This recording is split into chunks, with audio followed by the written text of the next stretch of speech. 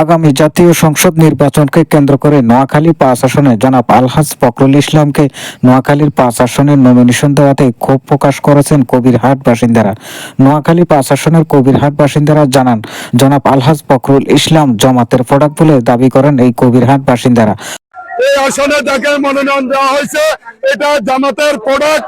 কবিরহাট বিএনপির নেতারা জানান, নোয়াখালী ৫ আসনের নমিনেশন পূর্ণ বিবেচনা করার জন্য আহ্বান জানান এই বিএনপির স্থানীয় নেতাকর্মীরা।